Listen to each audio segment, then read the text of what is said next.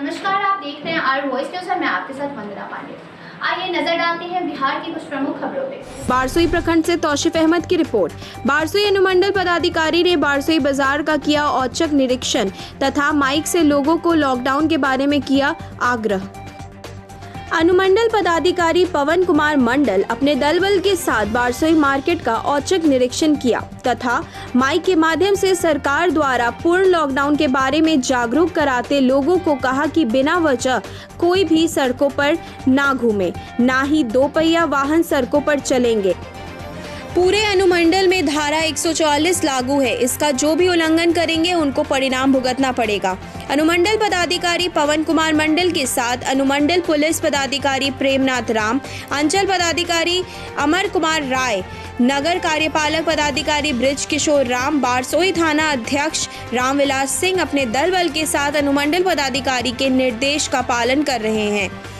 SDO Shri Mandal ने पूरे market का भी दौरा किया। एसडीओ श्री मंडल ने माइक के माध्यम से सभी लोगों से अपील किया कि घर पर ही रहे और सुरक्षित रहे, बिना वजह सड़कों पर बाहर ना निकले, आवश्यकता अनुसार मास्क लगाकर ही घर से बाहर निकले तथा सामान लेते समय सोशल डिस्टेंसिंग का पालन अवश्य करें, क्योंकि दिन ब दिन कोविड-19 महामारी काफ़ी विकराल रूप ले रही है।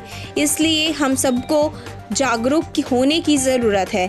स्वास्थ्य विभाग द्वारा जो भी गाइडलाइन दिए जा रहे हैं उसका अवश्य पालन करें। इमरजेंसी है, कोई सरकारी सेवक है वो जा सकता है, स्वास्थ्य विभाग का आदमी जा सकता है, डाक विभाग का आदमी जा सकता है, बैंक का जा सकता है, माल वाहन चलेगा, चावल या सामग्री इधर से उधर जाता वो चलेगा।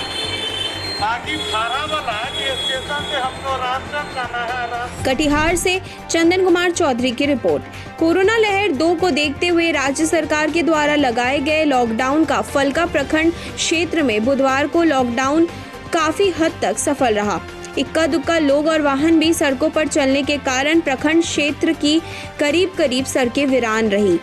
बुधवार को दिन के 11 बजे ही फलका बाजार समेत विभिन्न चौक चौराहों एवं हाट बाजारों की दुकानें बंद होने लगी। हालांकि प्रखंड विकास पदाधिकारी रेखा कुमारी, राजस्व अधिकारी आरिफ हुसैन, थाना अध्यक्ष उमेश पासवान सदल बल के साथ बाजार पहुंचकर खुले दुकानों को बंद कराया गया तथा माइकिंग कर लोगों को बेवजह बाजार में भीड़ भाड़ नहीं लगाने की अपील की गई।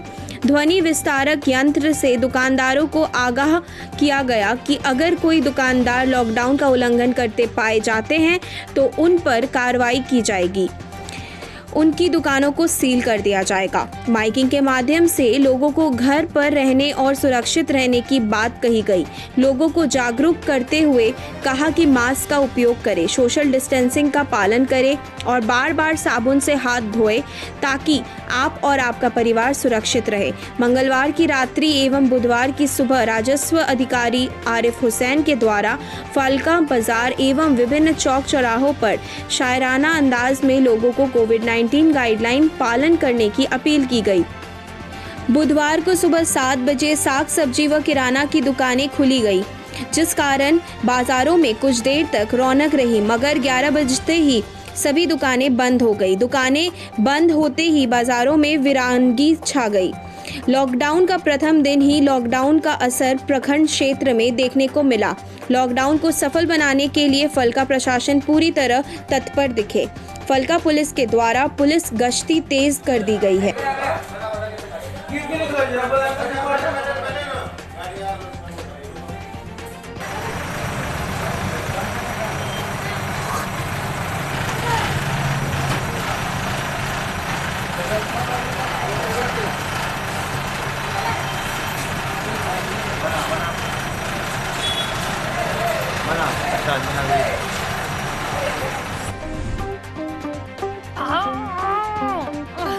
हो गया डायपर चेंजिंग टाइम। आपका भी टाइम आ गया है डायपर नहीं, चैनल्स और पैक्स चेंज करने का। आप भी हेल्प लो, या तो ऐप से या अपने टाटा स्काई डीलर से। 1 2 3 कर डाला तो लाइफ जिंगल आला। मधेपुरा से मुकेश कुमार की रिपोर्ट। कोशी प्रमंडल के आयुक्त राहुल रंजन महिवाल ने मधेपुरा जेके टीएमसीएच मेडिकल कॉलेज में सुविधाओं और व्यवस्थाओं का लिया जायजा। कोशी प्रमंडल के आयुक्त आज मधेपुरा जेके टीएमसीएच में सुविधाओं और व्यवस्थाओं का जायजा लेने मधेपुरा मेडिकल कॉलेज पहुंचे, जहां इस दौरान उन्होंने मेडिकल कॉलेज के अधिकारी और जिला प्रशासन के अधिकारियों के साथ करीब 1 घंटे तक बैठक की। बैठक के बाद उन्होंने मीडिया को बताया कि कोशी और पूर्णिया प्रमंडल के लिए कोविड अस्पताल बनाया गया है। इसके लिए यहां की सुविधाओं और व्यवस्थाओं पर चर्चा की गई। जो कमी है उसे दूर करने के लिए भी पहल की जा रही है। आगामी 10 मई को चिकित्सकों की बहाली के लिए साक्षात्कार का भी आयोजन किया जाएगा, जिसके बाद और 15 चिकित्सकों की बहाली होगी। एक सवाल के जवाब में उन्होंने बताया कि 500 बेड के कोरोना अस्पताल के लिए आवश्यक सुविधाओं का होना जरूरी है और 2 से 3 महीने में उपलब्ध करवा दी जाएगी। आपको पता ही है कि यह मेडिकल कॉलेज जो इस इलाके के आसपास के जिलों के लिए कोविड संबंधी सुविधाएं देने के लिए घोषित किया गया डेडिकेटेड। यहाँ हम लोग मूलतः देख रहे हैं ऑक्सीजन सिलेंडर की उपलब्धता, प्रतिदिन आवक, खपत, वेंटिलेटर्स, उसका सदुपयोग या उसका अधिकतम आदर्श उपयोग, सदुपयोग तो हो ही रहा है। साथ ही हमारे जो अपने front line warriors, workers corona से लड़ रहे हैं, उनका अगर इन्फेक्शन या एक्सपोजर है, उनके इलाज की क्या सुविधा हो रही है, कितने पद खाली हैं, भर्ती कभी करने हैं। 10 तारीख को भी यहाँ वॉक इन लेंगे इंटरव्यू, इस पर डॉक्टर से संबंधित बात हो गई है। लगभग 15 इनको मिलेंगे डॉक्टर। तो इसको और कितना सुदृढ़ किया जाए, कोविड से लड़ाई में इसको एक अत्याधुनिक सुविधाओं से लैस केंद्र के रूप में तो कितना और मजबूत किया जाए और ज़्यादा से ज़्यादा रोगियों को हम तत्परतापूर्वक कम समय में उनको स्वस्थ करके वापस घर भेजें। जनता को जागरूक करने के लिए भी सब लोग लगे हुए हैं। मास्क का प्रयोग, इस पर भी बात हुई है।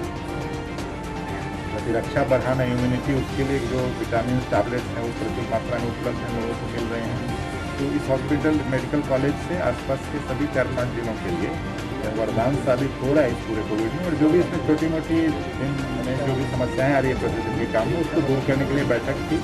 बाकी डीएम साहब, एसपी साहब लोग यहाँ हमेशा देखते रहते हैं, हम लोग भी बीच में अपने आके देखते रहे। साहिबगंज से आलोक कुमार की रिपोर्ट।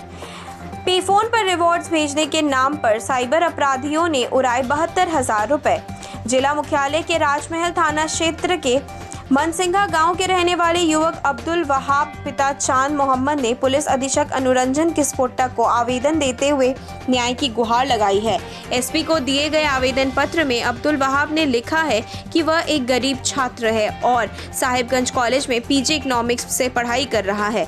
विगत दिनों सोमवार 3 मई 2021 को उसके मोबाइल फोन पर पे फोन पर रिवॉर्ड्स भेजे जाने के लिए 4,000 रुपए मिलने का एक लिंक आया था, जिसे क्लिक करते ही उसके बचत खाते से किसी अज्ञात व्यक्ति ने 72,275 रुपए का निकासी कर लिया है।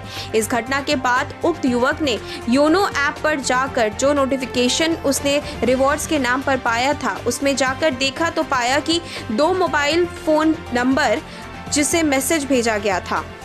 वहीं जब उक्त लड़के के द्वारा उन सभी नंबरों पर कॉल किया गया तो उधर से कुछ भी नहीं बोलते हुए फोन को काट कर रख दिया।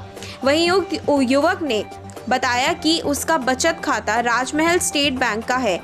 इस प्रकार के साइबर क्राइम के बढ़ते मामलों को लेकर उक्त युवक ने एसपी को आवेदन पत्र देकर न्याय की गुहार लगाई है।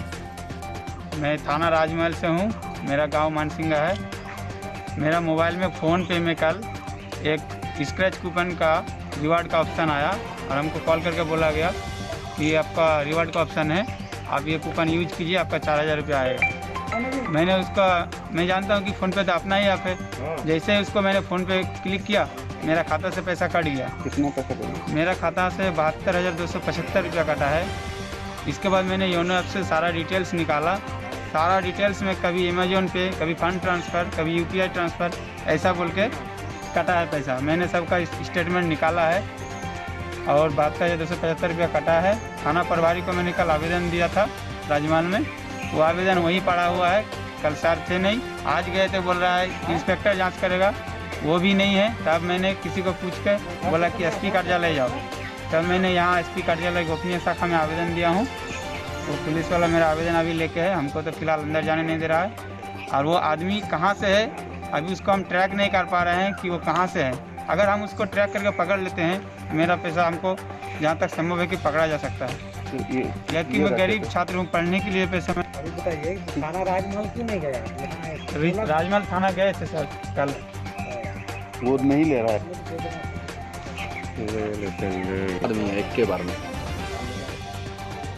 ऐसे ही बिहार की प्रमुख खबरें जानने के लिए जुड़े रहिए हमारे साथ और देखते रहिए आर वॉइस न्यूज। धन्यवाद।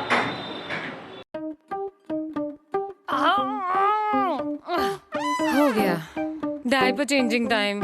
आपका भी टाइम आ गया है डायपर नहीं, चैनल्स और पैक्स चेंज करने का। आप भी हेल्प लो, या तो ऐप से या अपने टाटा स्काई डीलर से। 1 2 3 कर डाला तो लाइफ जिंगल आला।